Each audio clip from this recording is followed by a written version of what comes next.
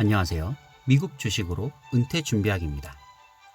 오늘은 버라이즌 종목에 대해서 기업 배당 성향성 평가 점수를 살펴보도록 하겠습니다.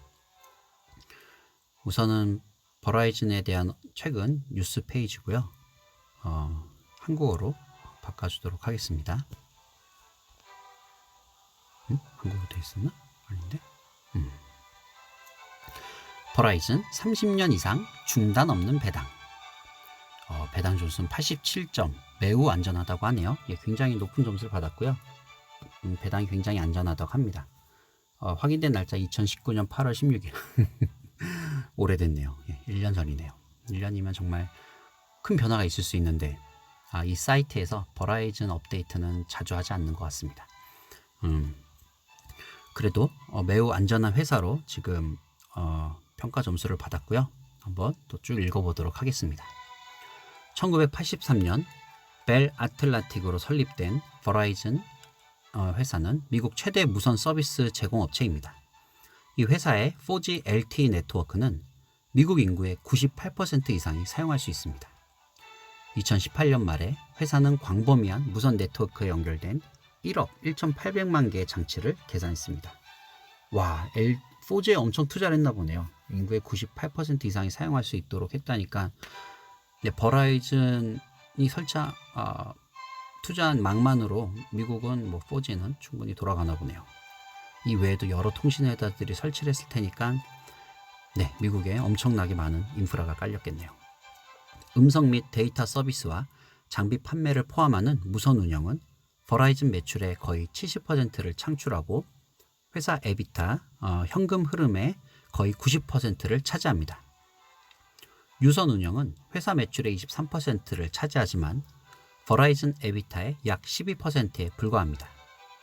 수익성이 낮은 이 부문에는 유료 TV 및 인터넷 서비스뿐만 아니라 기존 음성 서비스가 포함됩니다. 버라이즌은 30년 이상 연속 배당금을 지급했으며 12년 연속 배당금을 인상했습니다. 그래도 이 버라이즌도 꽤 오래 배당금을 지급했군요. 성공을 위한 버라이즌의 역사적 열쇠는 미국 최고 통신 네트워크를 통해 안정적인 무선 및 유선 서비스를 제공하는 것입니다. 버라이즌은 무선 네트워크의 용량과 안정성을 높이기 위해 매년 160억 달러 이상을 정기적으로 투자합니다. 자본 장비 및 스펙트럼 라이선스에 대한 막대한 투자 덕분에 버라이즌의 4G LTE 네트워크는 오늘날 3억 2천만 명 이상의 미국인을 대상으로 합니다. 그쵸. L4G에 굉장한 투자를 했고 많은 미국인들이 사용을 하나 봅니다. 그리고 이제는 5G에 투자를 하고 있겠죠. 이 회사의 투자는 또한 무선 안정성, 속도 및 네트워크 성능에 대한 룻 매트릭 순위에서 1위를 유지했습니다. 버라이즌이 AT&T나 다른 통신사보다 어떤 인프라에 대한 투자나 성능 이런 걸 1위를 유지하나 봅니다. 아래 차트는 4대 통신사에 대한 전반적인 성능 지표를 보여줍니다. 1등이 버라이즌, 2등이 AT&T, 3등이 T-모바일, 4등이 스프린트네요. 보시다시피 버라이즌은 AT&T보다 약간의 우위를 유지하고 있으며 T-모바일 및 스프린트보다 훨씬 앞서 있지만 이러한 네트워크는 최근 몇 년 동안 격차를 일부 축소했습니다. 또한 닐슨은 버라이즌의 네트워크 최고 영예를 수여하고 스트리밍 분야에서 최고의 네트워크로 선정했습니다. JD 파워는 할당된 23연속 시간 동안 버라이즌의 네트워크 최고 영예를 이거 자동 번역이 좀 이상하게 된 것 같습니다. 회사의 네트워크 리더십 위치는 수십 년에 걸쳐 수천억 달러의 비용으로 구축되어 버라이즌이 세계에서 9번째로 가장 가치 있는 브랜드가 되는데 도움이 되었습니다. 세계에서 탑 10에 들어가면 브랜드 인지도가 굉장히 높네요. 소비자와 기업은 버라이즌의 네트워크 안정성과 우수한 성능에 대한 명성을 신뢰하며 회사의 수천 개의 오프라인 매장은 브랜드의 눈에 잘 띄게 유지합니다. 그쵸? 버라이즌 브랜드가 얼핏 떠오르네요. 버라이즌이 브랜드를 홍보하기 위해서 그 이미지를 굉장히 여기저기 많이 놓는 것 같습니다. 버라이즌이 선도적인 네트워크 커버리지와 아키텍처에 계속 투자하는 한 회사는 방대한 고객 기반을 계속 유지해야 합니다. 네트워크 기술의 혁명적인 변화를 제외하고 버라이즌의 고객 기반을 파괴하는 것은 거의 불가능합니다. 첫째, 무선 가입의 증가는 현재 스마트폰 채택이 널리 보급됨에 따라 상당히 느려졌습니다. 신규 고객 성장이 어렵기 때문에 업계는 더 생산적이 되고 범위를 확장하기 위해 통합되었습니다. 버라이즌, AT&T, T모바일 및 스프린트는 오늘날 거의 모든 업계 수익을 창출합니다. 또한 버라이즌의 대규모 가입자 기반은 기존 무선 네트워크를 지원하고 향상시키는 데 필요한 현금 흐름을 제공합니다. 잠재적인 신규 진입자는 전국 무선 네트워크에 자금을 지원하고 스펙트럼 라이선스를 취득하는 데 필요한 가입자 기반이 부족하여 효과적으로 시장에서 차단됩니다. 버라이즌에서 구독자를 확보하려는 시도는 신규 이민자에게 매우 비용이 많이 들고 비실용적입니다. 처음부터 새로운 기반을 구축하는 것보다 성숙한 시장에서 기존의 대규모 가입자 기반을 유지하는 것이 훨씬 쉽습니다. 간단히 말해서 신규 진입자는 미국의 4대 통신 사업자와 효과적으로 경쟁할 수 있는 자본, 스펙트럼 및 가입자 기반이 부족합니다. 미국에서 이 4대 통신사가 인프라에 엄청난 돈을 투자하고 이제 고객들 어느 정도 확보하고 있어서 새로운 신규 진입자들이 들어오기 어렵다고 하네요. 새로 하는 것보다 이 신규 진입자들은 이 4대 통신사와 제휴를 해야 된다는 그런 내용으로 보입니다. 업계의 높은 진입 장벽 외에도 무선 통신 시장은 서비스가 제공되지 않기 때문에 매력적입니다. 본질적으로 임의적입니다. 소비자와 기업은 경기 침체 중에도 데이터를 지속적으로 전달하고 사용해야 하기 때문에 회사 수익의 대부분은 반복됩니다. 그 결과 무선 사업에서 버라이즌의 월간 후불 이탈률, 즉 떠나는 고객 비율은 T모바일이 시장 점유율을 얻기 위해 가격 전쟁을 유발한 2018년에도 거의 1% 이하로 안정적이었습니다. 버라이즌은 사람들이 인터넷에 연결된 장치에서 더 많은 데이터와 비디오를 소비함에 따라 무선 네트워크의 가치가 점점 더 높아질 것으로 예상합니다. 이에 회사는 점차 유선 사업에서 벗어나 무선을 2배로 늘리고 있습니다. 맞는 방향으로 가는 것 같고요. 저도 예전에 집에 유선 전화가 있었는데 더 이상 유선은 안 쓰는 것 같아요. 그냥 핸드폰으로 모든 걸 하게 되죠. 무선으로 옮겨가는 것은 맞는 방향인 것 같습니다. 무선에 대한 이러한 초점 덕분에 버라이즌은 역사적으로 차세대 네트워크 아키텍처로 이동할 때 경쟁 업체보다 2년의 이점을 누렸습니다. 거의 모든 무선 데이터 트래픽이 4G, LTE 네트워크를 통해 이동하면서 버라이즌은 이미 4G보다 30에서 50배 빠른 연결 속도를 제공할 것으로 예상되는 5G 무선 기술을 위해 네트워크를 준비하기 위한 작업을 시작했습니다. 버라이즌이 가장 빠르게 5G로 좀 뛰어들었나 보네요. 5G를 통해 버라이즌은 이 새로운 통신 표준의 빠른 무선 인터넷 속도 연결을 활용하여 지배적인 인터넷 서비스 제공업체가 되기를 희망합니다. 케이블 사업자인 컴캐스트와 차터 커뮤니케이션즈가 지배하는 650억 달러 규모의 미국 주거용 광대역 시장은 버라이즌의 첫 번째 기회 목표입니다. 회사에서 발표한 최신 가격 및 인터넷 속도 데이터에 따르면 버라이즌의 서비스는 오늘날 사용 가능한 기존의 가정용 인터넷 서비스와 비교하여 경쟁력 있는 것으로 보입니다. 물론 성숙한 시장에서 고객을 확보하는 것은 말처럼 쉬운 일이 아니므로 이 기회가 얼마나 의미가 있을지 지켜봐야 합니다. 그러나 경영진은 가정 인터넷 산업의 25에서 30%가 5G 기술로 처리 가능하며 잠재적으로 과점 가정 인터넷 시장을 혼란에 빠뜨리는 동시에 회사의 의미 있는 성장기를 제공한다고 믿습니다. 5G가 모바일 장치에 미치는 영향은 조금 더 진행 중이지만 훨씬 더 빠른 속도와 응답성은 자율주행 자동차, 로봇공학, 가상현실 및 스마트 시티를 포함한 기술 산업의 많은 부분에서 판도를 바꿀 수 있습니다. 훨씬 빠른 연결에 힘입어 이러한 영역에서 가속화된 성장은 데이터 사용량을 더욱 증가시켜 안정적인 무선 네트워크의 가치를 더욱 높일 수 있습니다. 5G에 대한 얘기가 계속 나오네요. 5G